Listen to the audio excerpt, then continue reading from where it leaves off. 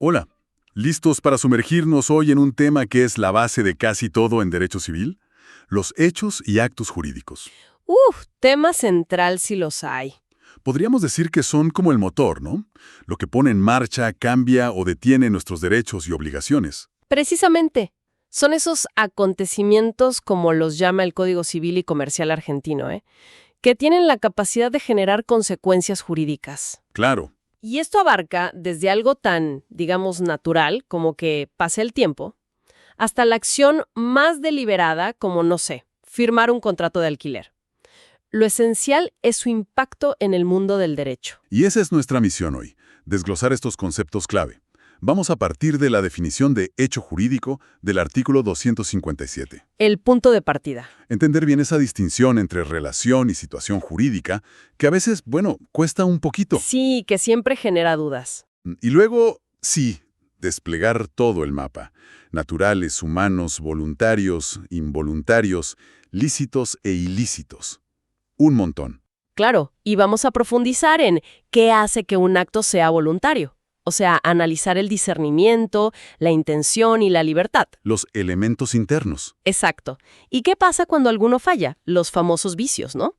Veremos los actos ilícitos, la diferencia entre delito y cuasidelito civil y por qué el daño y la causalidad son tan importantes ahí. Fundamental. Y por supuesto, le vamos a dedicar tiempo a los actos jurídicos, sus requisitos esenciales, la importancia de la forma escrita, ojo con eso, con sus distintas categorías de instrumentos, y cerramos con sus diversas clasificaciones. Un análisis completo entonces. Vamos a meternos de lleno en este capítulo, conectando con esas discusiones y precisiones que suelen surgir al estudiarlo, para que quede todo más claro. Adelante.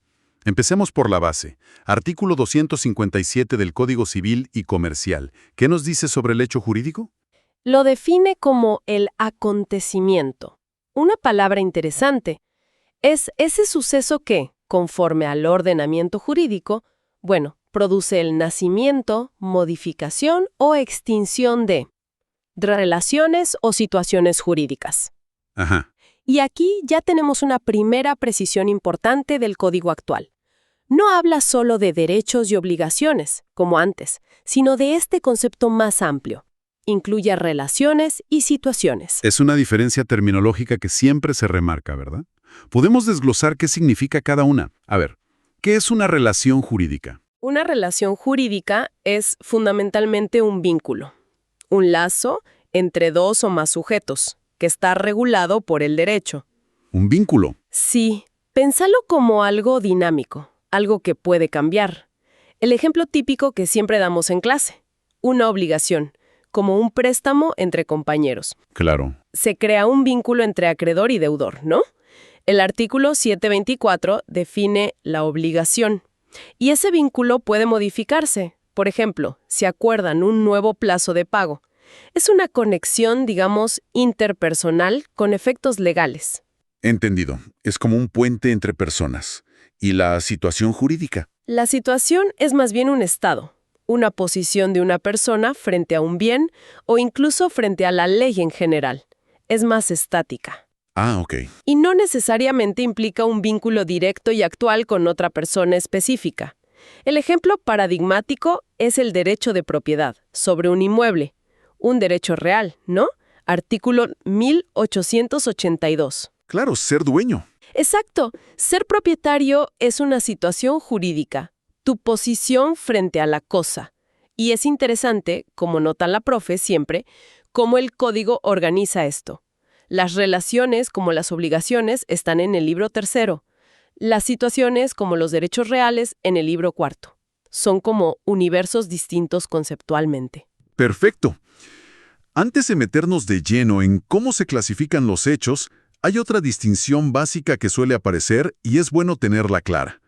Derechos patrimoniales versus extrapatrimoniales. Muy pertinente, sí. A ver, los derechos patrimoniales son aquellos que tienen un contenido económico. O sea, que se pueden valorar en dinero. Como la plata, digamos. Claro. Aquí entran los derechos personales o de crédito, las obligaciones, los derechos reales sobre las cosas y también los derechos intelectuales sobre creaciones, como una patente o una obra. Entendido. Los Extrapatrimoniales, en cambio, no tienen un valor económico directo.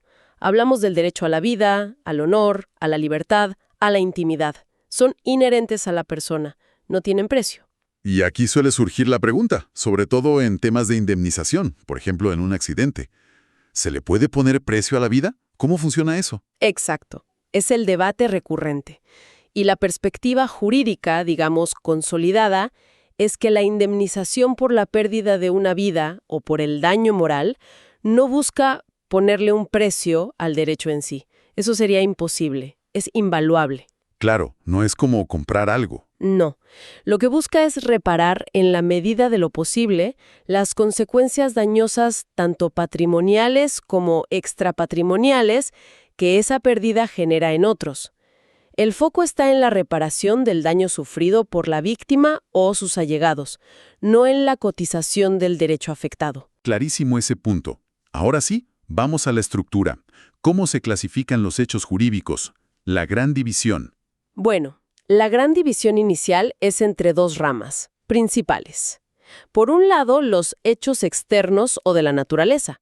Son los que ocurren sin intervención de la voluntad humana, que sea relevante para el derecho. Ok, la naturaleza actuando. Exacto. Y por otro lado, los hechos humanos, también llamados actos en sentido amplio, que sí, son producto de la acción de las personas. Exploremos primero los hechos externos o naturales. ¿Ejemplos? Son eventos donde, como decías, la naturaleza es la protagonista principal. Pensemos en, no sé, un granizo que destruye una cosecha asegurada. Eso genera el derecho a la indemnización del seguro. Ajá. O el simple paso del tiempo. Algo tan básico como eso, que hace adquirir la mayoría de edad, por ejemplo, y modifica la capacidad. O que opera la prescripción de una deuda, extinguiendo el derecho a reclamarla. El tiempo como hecho jurídico. Claro. O el nacimiento de una persona, que da inicio a la personalidad jurídica. O su muerte natural, que la extingue. Respecto al nacimiento y la muerte, a veces se discute en clase si son puramente naturales, ¿verdad? Porque siempre hay alguna intervención humana de alguna forma. Sí, es una buena observación. A ver, la muerte por causas naturales, como vejez o una enfermedad súbita, encaja perfectamente como hecho natural. ¿Ok? Pero un homicidio, aunque el resultado sea la muerte, involucra un acto humano voluntario. Y además ilícito. Claro, no es natural. Y algo similar pasa con el nacimiento biológico, que obviamente requiere intervención humana, ya sea natural o asistida.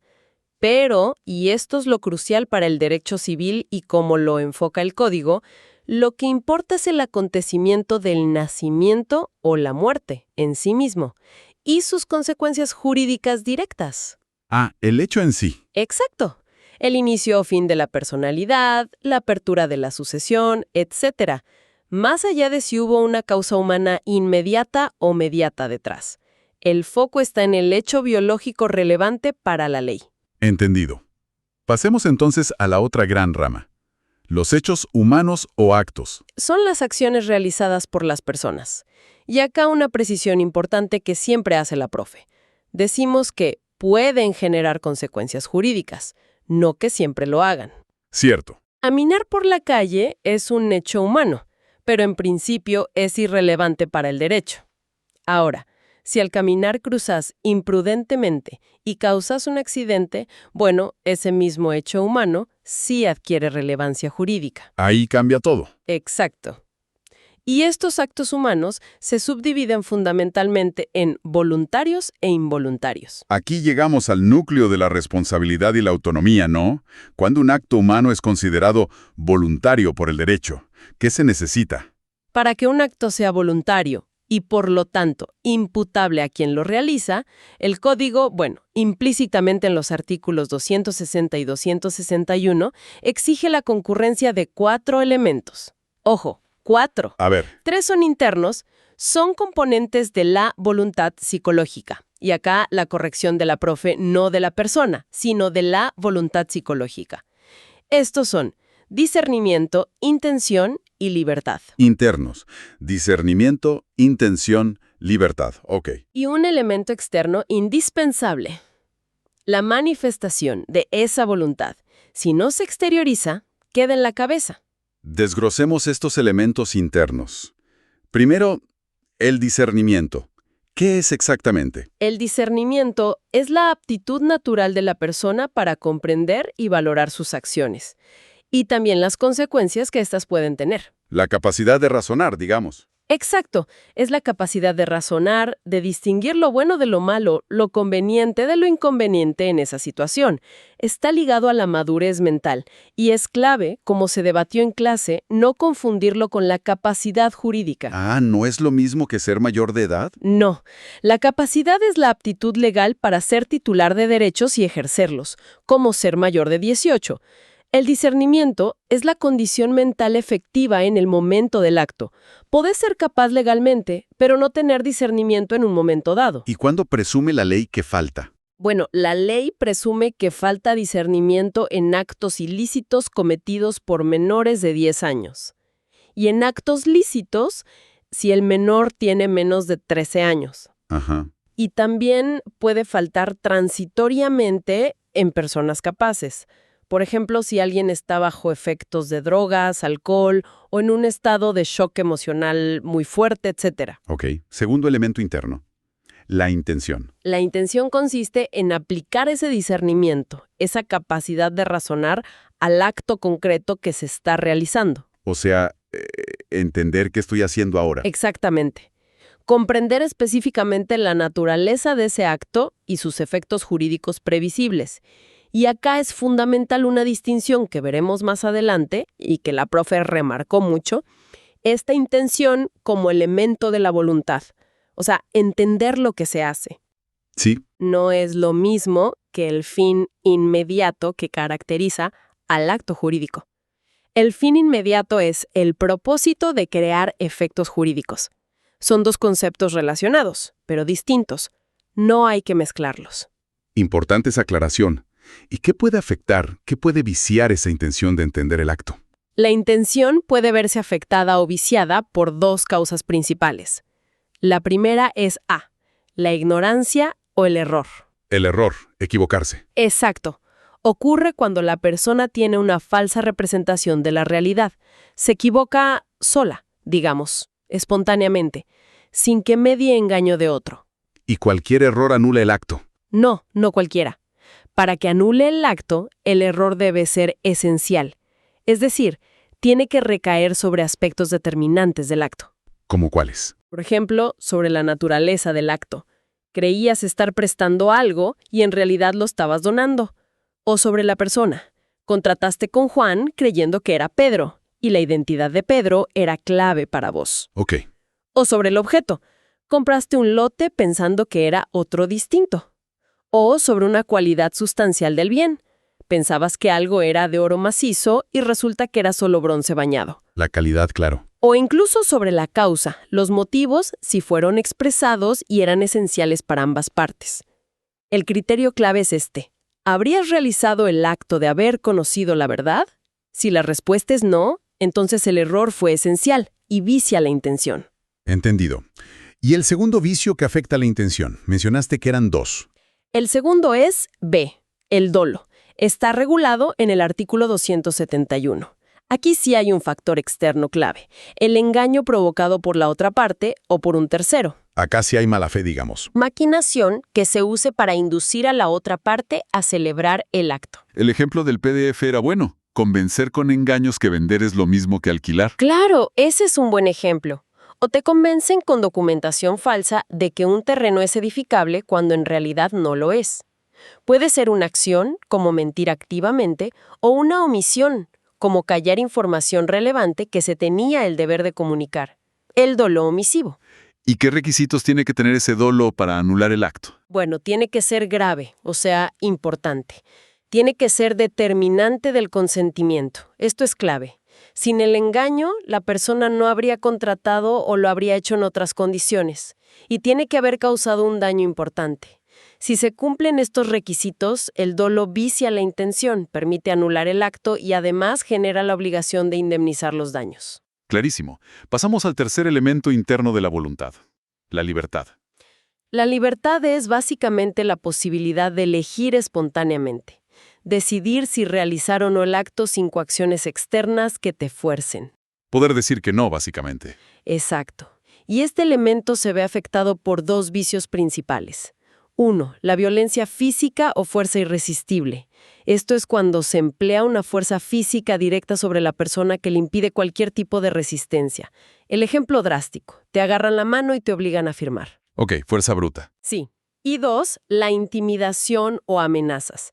Esto es distinto. Acá no hay fuerza física directa, pero se inspira un temor fundado de sufrir un mal que sea inminente y grave. ¿Un mal sobre quién? Puede ser sobre la persona misma del amenazado, sobre sus bienes o incluso sobre sus seres queridos, un tercero. Y la clave es que esa amenaza lo obliga a realizar el acto para evitar ese mal. Además, la amenaza debe ser injusta y determinante. El ejemplo clásico: firmar un contrato a punta de pistola. Exactamente. En ambos casos, ya sea por violencia física o por intimidación, falta la libertad. La voluntad está coaccionada y por lo tanto el acto es anulable. Con eso cubrimos los 3 elementos internos: discernimiento, intención y libertad.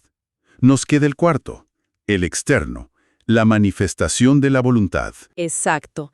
De nada sirve tener la voluntad interna perfecta si no se exterioriza, si no sale al mundo exterior. El artículo 262 nos dice cómo puede ser esta manifestación. ¿Cómo?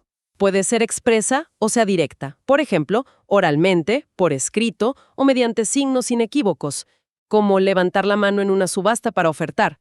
Claro, un gesto claro. Sí.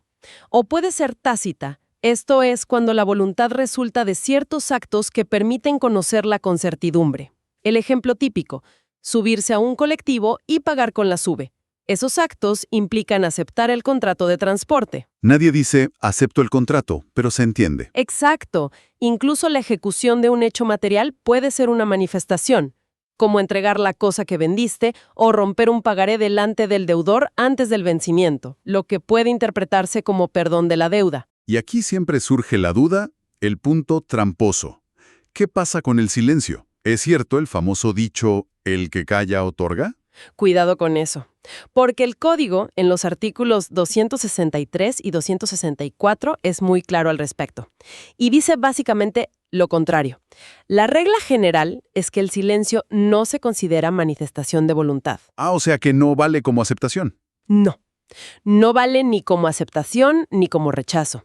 El silencio por sí solo no dice nada, jurídicamente. Sin embargo, como toda regla, tiene excepciones. ¿Cuáles serían? Bueno, hay excepciones cuando existe un deber de expedirse, o sea, una obligación de hablar, que puede venir de la ley o de un acuerdo entre las partes. Por ejemplo, un contrato que dice que se renueva solo si no digo nada. Surgir de los usos y prácticas comerciales, o de una relación entre el silencio actual y declaraciones o conductas anteriores. ¿Cómo sería eso último? Imagínate que tu proveedor habitual te envía mercadería todos los meses, como siempre, y vos nunca decís nada, y la recibes y pagas. Si un mes te la manda y vos no decís nada, se presume que aceptaste, basado en esa conducta anterior.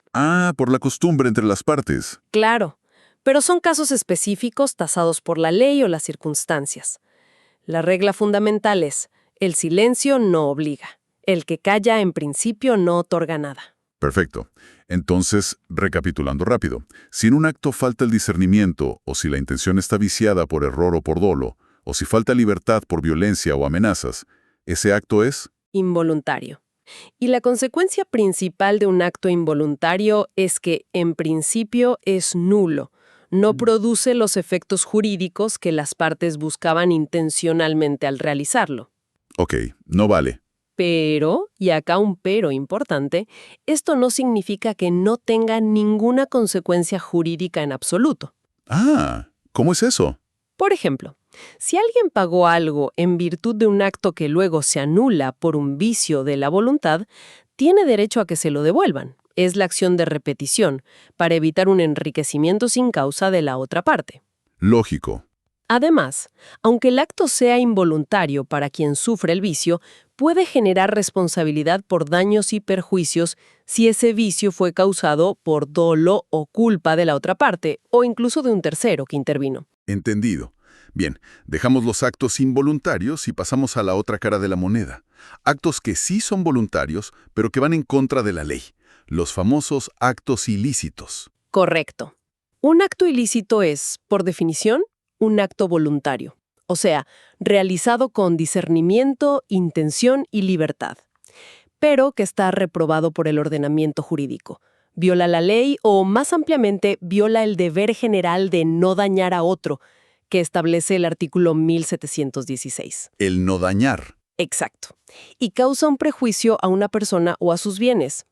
Un punto absolutamente central en derecho privado y que lo diferencia del penal es que para que exista un ilícito civil y la consecuente obligación de reparar, tiene que haber un daño. El daño es clave. Es fundamental. La finalidad principal del sistema de responsabilidad civil es resarcitoria, es compensar a la víctima por el daño sufrido. No es castigar al culpable, como en el derecho penal. El ejemplo que a veces se usa es el de manejar rápido. Claro. Ese ejemplo es útil. Conducir a 200 kilómetros por hora sin causar un accidente puede ser una infracción administrativa, de tránsito o incluso un delito penal de peligro abstracto. Pero si no hay un daño concreto a un tercero, no hay ilícito civil que genere obligación de reparar. Se necesita el daño. ¿Y qué elementos o presupuestos se necesitan para que se configure la responsabilidad civil por un acto ilícito? ¿Para que alguien tenga que parar? Son varios presupuestos que deben concurrir sí o sí. Primero, como dijimos, el daño. El artículo 1737 lo define. Tiene que haber una lesión a un derecho o a un interés no reprobado por el ordenamiento. Puede ser sobre la persona, el patrimonio o un derecho de incidencia colectiva. ¿Y qué cubre la indemnización? La indemnización, según el 173.8, debe ser plena. Busca colocar a la víctima, en la medida de lo posible, en la misma situación en la que estaría si el hecho dañoso no hubiera ocurrido. Cubre el daño emergente, la pérdida sufrida, el lucro cesante, la ganancia dejada de percibir, la pérdida de chances y también las consecuencias no patrimoniales, lo que llamamos daño moral. Ok, daño y reparación plena. ¿Qué más? Segundo, la relación de causalidad adecuada, artículo 726. Debe existir un nexo, una conexión causal entre el hecho ilícito y el daño producido. ¿No cualquier conexión? No. Nuestro código sigue la teoría de la causa adecuada. ¿Qué significa esto? Que se responde por las consecuencias que acostumbran a suceder según el curso normal y ordinario de las cosas. O sea, las consecuencias previsibles. Lo que era esperable que pasara. Consecuencias casuales, las imprevisibles. Acá se diferencia de esa teoría de la conditio sine qua non, ¿no? La que llevaba a resultados medio absurdos. Justamente, esa teoría decía que cualquier condición sin la cual el resultado no se hubiera producido era causa y llevaba a extender la responsabilidad al infinito. Como el famoso ejemplo hipotético del conductor que atropella a alguien, la ambulancia que lo lleva choca y en el hospital hay un incendio. El primer conductor es responsable de todo. No, la causa adecuada limita la responsabilidad a lo previsible. Bien, entonces tenemos daño y relación de causalidad adecuada. ¿Algo más? Sí. Tercero, la antijuridicidad, que el acto sea contrario a derecho, que viole una norma o el principio de no dañar. Cuarto, un factor de atribución, es decir, una razón por la cual la ley justifica poner la responsabilidad a cargo de alguien. ¿Y cuáles son esos factores? Pueden ser subjetivos basados en la conducta de la gente, la culpa o el dolo. O pueden ser objetivos, donde no importa la culpa, como el riesgo creado, la garantía, la equidad, etc. Y mencionaste antes el deber de prevención. Importantísimo. El artículo 1710 establece que todos tenemos el deber, en cuanto depende de nosotros, de evitar causar un daño no justificado. También de adoptar medidas razonables para evitar que se produzca un daño o disminuir su magnitud si es previsible. Y si ya se produjo, no agravarlo. Es un deber general que va más allá de la reparación. Muy completo. Dentro de los factores subjetivos de atribución, mencionaste la distinción clave según la intencionalidad, dolo y culpa. Exacto. Según el factor subjetivo, los actos ilícitos se clasifican tradicionalmente en A. Delito, en sentido civil claro. Esto es cuando se actúa con dolo. El código lo define en el 1724 como la producción de un daño de manera intencional. Querer dañar. Sí, o con manifiesta indiferencia por los intereses ajenos. No necesariamente querés el daño exacto que se produjo, pero actuaste con una temeridad consciente de que podías dañar gravemente. ¿Entendido? ¿Y la otra categoría? B. Cuasi delito. Aquí no hay dolo, no hay intención de dañar, pero se actúa con culpa. El mismo artículo 1724 define la culpa como la omisión de la diligencia debida según la naturaleza de la obligación y las circunstancias de las personas, el tiempo y el lugar. Actuar sin cuidado, digamos. Claro, la culpa incluye la imprudencia, hacer algo arriesgado sin la debida precaución, la negligencia, no hacer lo que se debía hacer, y la impericia, la falta de conocimientos técnicos o habilidad para la profesión o tarea que se realiza. En la culpa no hay intención de dañar, pero sí un actuar descuidado, irresponsable, que causa el perjuicio. Perfecto. Clarísima la diferencia entre delito y cuasi delito civil. Dejamos atrás lo ilícito y entramos ahora en el terreno de los actos lícitos, los que sí están permitidos por la ley y son voluntarios. ¿Cómo se subdividen estos? La distinción fundamental aquí, y que ya mencionamos un poco al hablar de la intención, se basa en el fin inmediato perseguido por la persona al actuar. El propósito. Exacto. Si la persona realiza una acción voluntaria, ilícita, pero su objetivo primordial no es producir un efecto jurídico específico, aunque la ley igual le asigne consecuencias jurídicas, bueno, ahí estamos ante un simple acto lícito. Está regulado en el artículo 258. Ok. Hago algo lícito, pero no busco el efecto legal directamente. Justamente. En cambio, si la persona actúa con la finalidad directa e inmediata de crear, modificar, transferir, conservar o extinguir relaciones o situaciones jurídicas, entonces sí estamos frente a un acto jurídico, definido en el artículo 259. Expliquemos un poco más el simple acto lícito con ejemplos. Dale. Es una acción voluntaria, conforme a la ley, de la cual derivan efectos jurídicos, pero estos efectos se producen ex lege, o sea, por disposición de la ley, y no porque fueran el propósito directo de quien actúa. El fin inmediato era otro. Como pintar un cuadro. Exacto. Alguien que pinta un cuadro por vocación artística. Su fin inmediato es crear arte, expresar algo, pero la ley, por ese hecho, le otorga derechos de autor sobre su obra. El efecto jurídico, derecho de autor, no era el fin inmediato. O plantar árboles en mi jardín. Claro, alguien planta árboles en su terreno para embellecerlo, para tener sombra. Su fin es estético o práctico, pero la ley puede considerar eso un acto posesorio, que tiene consecuencias sobre la posesión del terreno. El fin no era jurídico. El ejemplo de la profe era pescar por deporte. Sí, ese es muy gráfico. El fin es recreativo, pasar el rato. Pero la ley dice que por ese acto de aprehensión, si el pez no tenía dueño, adquirís la propiedad del pez. Te lo apropiaste. Ah, ok. Ahora, si la misma persona pescara, no por deporte, sino con la intención clara de vender esos peces después, ahí ya estaríamos hablando de una finalidad jurídica.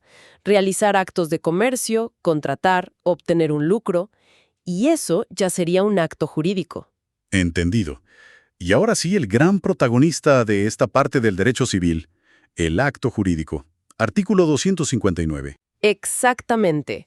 Aquí la definición es clave y hay que recordarla bien. Es el acto voluntario lícito que tiene por fin inmediato, esta es la palabra clave, la adquisición, modificación o extinción de relaciones o situaciones jurídicas. Busco el efecto legal. Buscas deliberadamente producir esos efectos regulados por el derecho. Las partes quieren generar esas consecuencias. Los ejemplos son innumerables y recontra cotidianos. Celebrar un contrato de compraventa, alquilar un departamento, constituir una sociedad, otorgar un testamento, casarse, reconocer un hijo, renunciar a un derecho. Todos actos que hacemos pensando en sus consecuencias legales. Justamente. En todos estos casos, la voluntad está dirigida específicamente a generar consecuencias en el ámbito jurídico. Y acá vale la pena insistir en la diferencia conceptual que marcamos antes. La intención, elemento de la voluntad, es entender el acto en sí. El fin inmediato, elemento esencial del acto jurídico, es el propósito de lograr efectos jurídicos. Son cosas distintas. Perfecto. Para que estos actos jurídicos sean válidos y produzcan los efectos buscados, necesitan cumplir con ciertos requisitos, ¿cierto? los llamados elementos esenciales. Correcto. Todo acto jurídico, para ser válido, para que nazca a la vida jurídica, debe contar sí o sí con 4 elementos esenciales: sujetos, objeto, causa y forma. 4. Sujetos, objeto, causa y forma. Exacto. Si alguno de estos falta o está viciado de manera grave, el acto jurídico será nulo o ineficaz. No producirá sus efectos propios. Vamos uno por uno. Empecemos por los sujetos. Los sujetos son las personas, pueden ser humanas o jurídicas, que otorgan el acto, o sea, quienes manifiestan su voluntad y a quienes se les imputan los efectos del mismo. Son los titulares de la relación o situación jurídica que se crea, modifica o extingue. Las partes del acto. Claro, se los suele llamar partes. Pueden ser activos, como el titular de un derecho, el acreedor, o pasivos, el titular de un deber, como el deudor. Aquellos que no son parte se denominan terceros, y la regla general es que el acto jurídico no los afecta, salvo excepciones legales. Es el principio de efecto relativo de los contratos, por ejemplo. ¿Y qué requisito clave tienen que cumplir los sujetos? Un requisito fundamental del sujeto es que debe ser capaz. Debe tener la capacidad de derecho, ser apto para ser titular de ese derecho o relación, y la capacidad de ejercicio necesaria para realizar ese acto jurídico específico por sí mismo. Si no, necesitará un representante. Bien. Segundo elemento esencial. El objeto. Artículo 279. El objeto del acto jurídico es, digamos, el contenido del mismo. Es el bien, la cosa o el hecho sobre el cual recae el acto. La materia del acto. ¿Y qué requisitos tiene que cumplir ese objeto? El artículo 279 es bastante claro. Establece que no puede ser el objeto. Primero, no debe ser un hecho imposible, ni materialmente, como vender la luna, ni jurídicamente, como hipotecar un auto. Ok, tiene que ser posible. Segundo, no debe ser un hecho prohibido por la ley. Por ejemplo, contratar la comisión de un delito, como un sicario, o vender drogas. Lógico. Tercero, no debe ser contrario a la moral, a las buenas costumbres o al orden público. Cuarto, no debe ser lesivo de los derechos ajenos o de la dignidad humana, como vender una persona, obviamente. Y tampoco puede ser un bien que por un motivo especial la ley haya prohibido que sea objeto de actos jurídicos, como los bienes públicos del Estado que están fuera del comercio. Si el objeto no cumple con esto, ¿qué pasa? Si el objeto es ilícito, imposible, inmoral, el acto jurídico es nulo, de nulidad absoluta.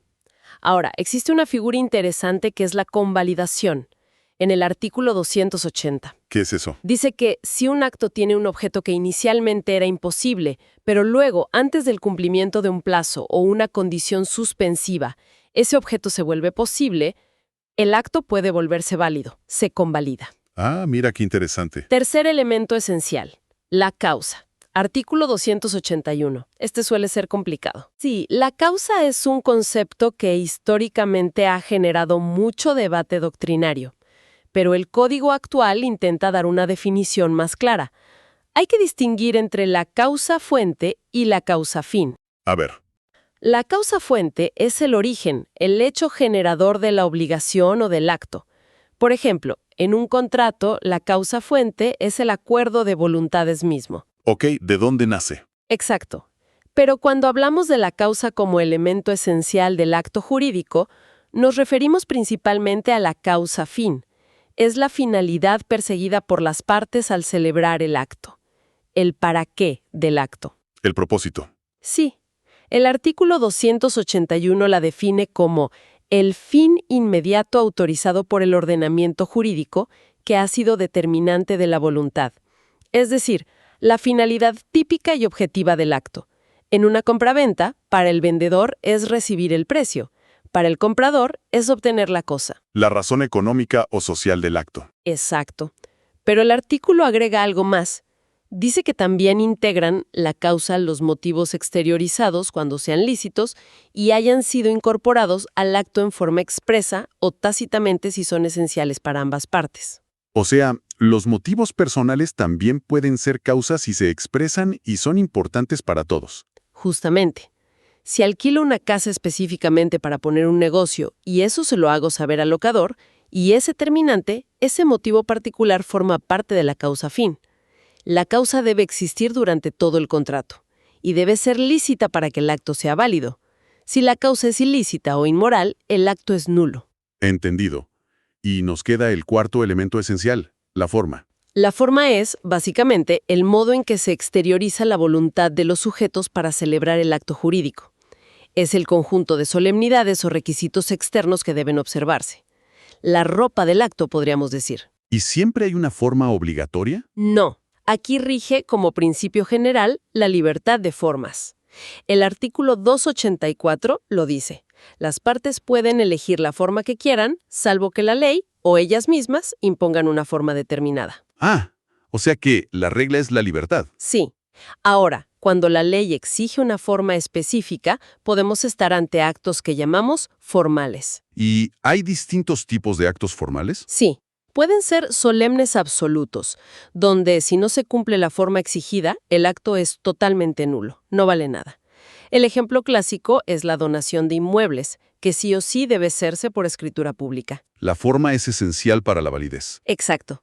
Y después están los solemnes relativos. Acá, si no se cumple la forma exigida por la ley, el acto no vale como tal, pero puede valer como otra cosa, como una obligación de hacer el acto con la forma correcta. El famoso boleto de compraventa de inmueble. Exactamente.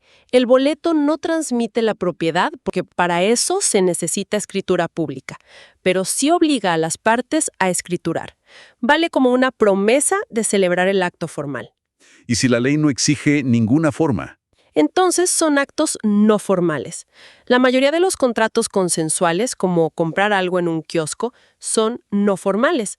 La manifestación de voluntad puede ser oral, escrita, por signos, por hechos, como vimos antes al hablar de la manifestación. Perfecto.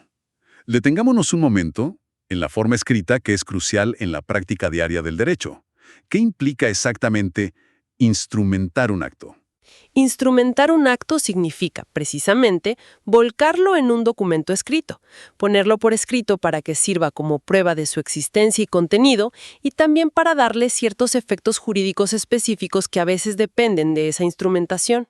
Y el código distingue categorías de instrumentos, ¿no? Sí, el Código Civil y Comercial distingue 3 categorías principales de instrumentos escritos: instrumentos públicos, instrumentos privados, que ahora aclara que son los firmados, y una categoría más nueva, los instrumentos particulares no firmados. Empecemos por la categoría más formal, la de mayor jerarquía, los instrumentos públicos. Los instrumentos públicos son aquellos que se otorgan con todas las formalidades que la ley establece y fundamentalmente en presencia de un oficial público, ¿Como quién? como un escribano, un juez, un secretario de juzgado, un oficial del registro civil. Alguien a quien la ley le confiere la facultad de dar fe pública sobre ciertos actos o hechos. La fe pública. Exacto. Ejemplos típicos: las escrituras públicas, para comprar un inmueble, constituir una sociedad anónima, etc., las actas judiciales, las partidas de nacimiento, matrimonio o defunción expedidas por el registro civil. ¿Y qué requisitos tienen para ser válidos? Bueno, requieren la intervención del oficial público competente, o sea, que tenga atribuciones para ese acto y en ese lugar. Que sea capaz. Y que se cumplan todas las formalidades legales. La firma del oficial y de las partes, a veces testigos, que esté en idioma nacional, que las enmiendas estén salvadas correctamente, etc. ¿Y cuál es su gran valor? ¿Por qué son tan importantes? Su gran valor radica en que hacen plena fe por sí mismos. Gozan de una presunción de autenticidad muy fuerte. Hacen plena fe sobre los hechos que el oficial público anuncia como cumplidos por él mismo o que pasaron en su presencia, como la fecha, el lugar, la presencia de las partes. Y tienen fecha cierta indiscutible frente a todos desde el momento de su otorgamiento. Tienen una fuerza probatoria enorme. Clarísimo. Pasemos a la segunda categoría que es muy común en la vida diaria. Los instrumentos privados. El código ahora dice firmados. Exacto, la aclaración es útil. Estos son los documentos que las partes otorgan por sí mismas sin la intervención de un oficial público. La regla acá es la libertad de formas. Pueden ser impresos, manuscritos, en cualquier soporte, etc. ¿Y qué diferencia fundamental tienen con los públicos? A diferencia de los públicos, no gozan de presunción de autenticidad. No se presumen verdaderos por sí mismos. Tampoco tienen fecha cierta por sí mismos frente a terceros. Y su requisito esencial, el que no puede faltar bajo ningún punto de vista, es la firma de las partes. Artículo 288. La firma es la clave. Es la clave total. La firma prueba la autoría de la declaración de voluntad contenida en el texto al cual corresponde. Usualmente es el nombre escrito de puño y letra o un signo habitual de la persona, y debe ir al final del documento como cierre. ¿Y la firma digital? La firma digital, si cumple los requisitos legales, tiene la misma validez que la firma hológrafa, la manuscrita, en los instrumentos electrónicos. Ojo, firma digital, no la simple firma escaneada o el nombre tipeado. Hay reglas importantes sobre la firma, ¿no? Sí, el código menciona algunas. No se admiten iniciales o signos si no son la firma habitual. No debe haber espacios en blanco grandes antes de la firma que permitan agregar cosas. Y las cláusulas agregadas después de la firma no valen si no se vuelven a firmar. ¿Y cómo adquieren valor probatorio estos instrumentos privados, si no se presumen auténticos? Bueno, solo adquieren pleno valor probatorio entre las partes si las firmas son reconocidas. Ese reconocimiento puede ser voluntario, la parte admite que es su firma, o puede ser declarado auténtico por un juez en un juicio después de una pericia caligráfica, por ejemplo. ¿Y la fecha cierta frente a terceros, cómo lo obtienen? Adquieren fecha cierta frente a terceros a partir de ciertos hechos que le dan publicidad o centeza. Por ejemplo, si se certifican las firmas ante escribano, si el documento se presenta en un juicio o en una repartición pública y queda registrado, si se transcribe en un registro público o por el fallecimiento de alguna de las partes firmantes. Desde ese momento se sabe que el documento ya existía. Entendido. Y nos queda una tercera categoría que el código incorporó pensando mucho en la tecnología actual: los instrumentos particulares no firmados. Artículo 287. ¿Qué son? Así es.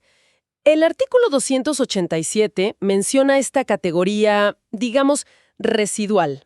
La define como todo escrito no firmado.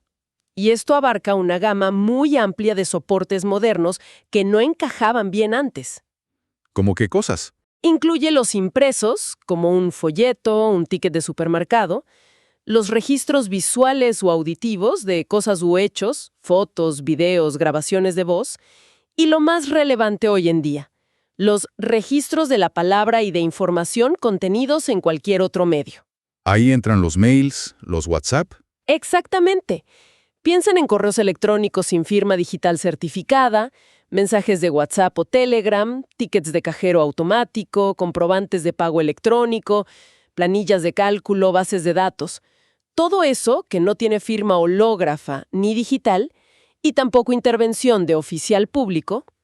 ¿Y qué valor probatorio tienen estos, si no están firmados? Bueno, su valor probatorio no está predeterminado como en los instrumentos públicos o privados firmados.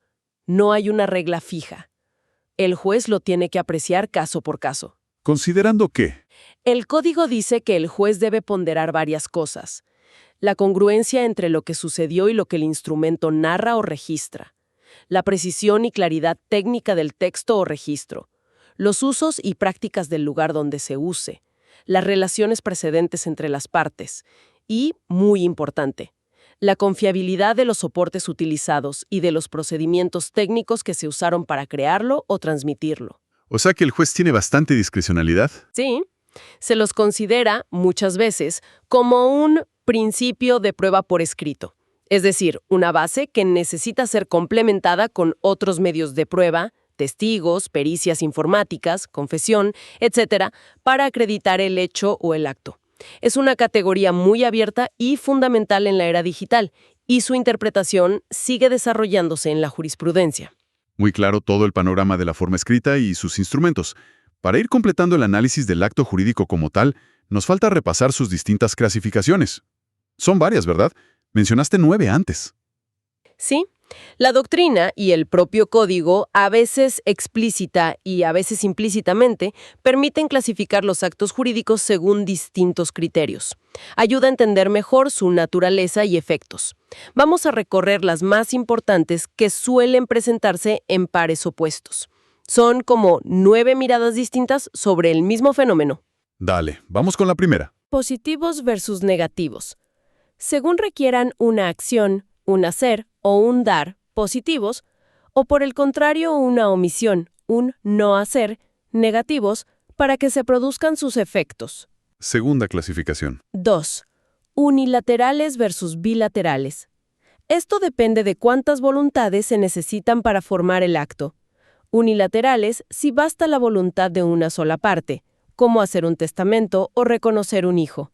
Bilaterales si se necesita el consentimiento de 2 o más partes, como en casi todos los contratos, compraventa, alquiler, sociedad o el matrimonio. Acá es útil recordar esa aclaración sobre la donación, ¿no? Exacto. La donación, aunque requiere la aceptación del donatario para perfeccionarse como contrato, el acto de donar en sí es unilateral del donante. El contrato es bilateral, pero el acto inicial de oferta es unilateral. Bien. Tercera. 3. Entre vivos versus de última voluntad. Los primeros, que son la gran mayoría, producen sus efectos desde su celebración, sin depender de la muerte de nadie. Los segundos, los de última voluntad, solo producen efectos después de la muerte del otorgante.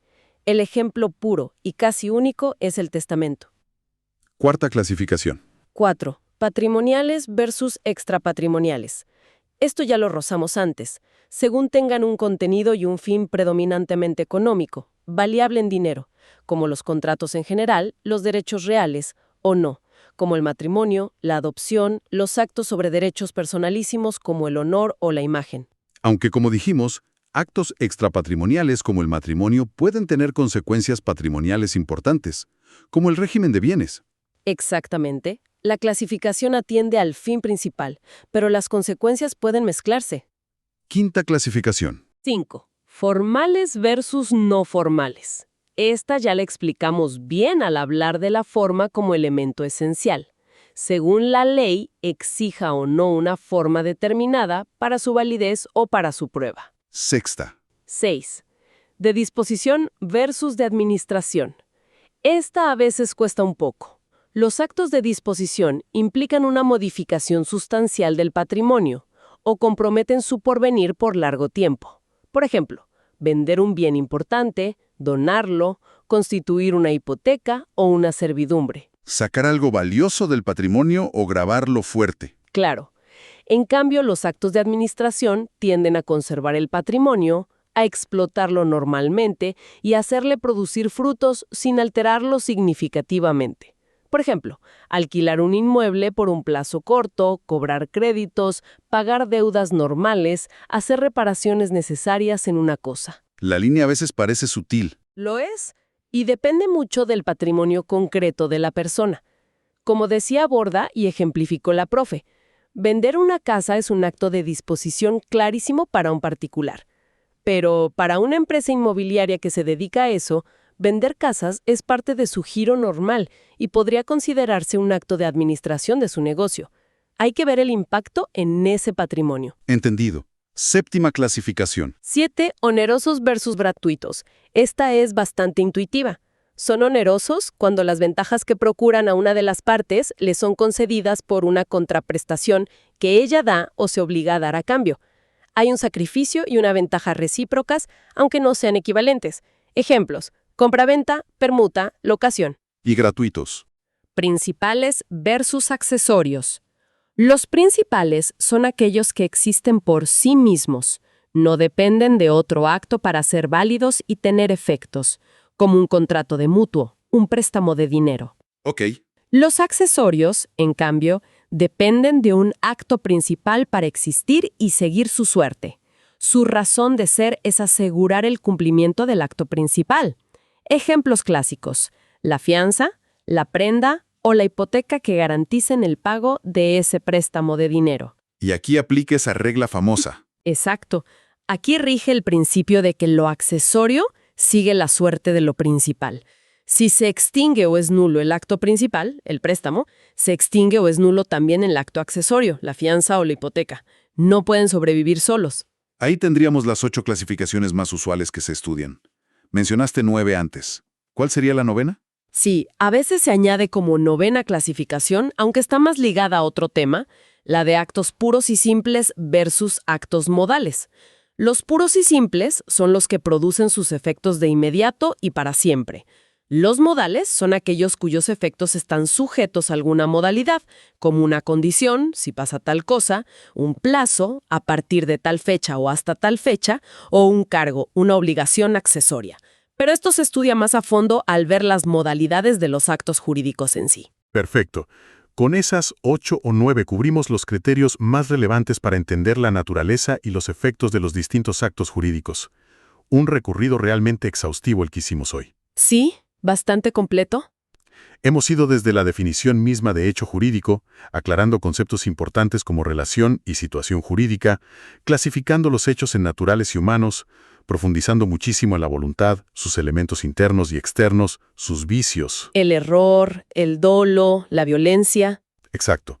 Analizamos los actos ilícitos, la importancia central del daño, la relación de causalidad, la diferencia entre delito y cuasidelito civil. Y también los lícitos, diferenciando el simple acto del acto jurídico por el fin inmediato.